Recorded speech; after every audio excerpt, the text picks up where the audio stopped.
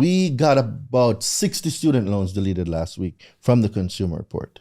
It's one of the easiest things to get rid of. But people... Hold on. 60 student loan... 60 accounts. Hold on. So, hear me out, okay? I have a student loan, and I might owe like 30-something thousand.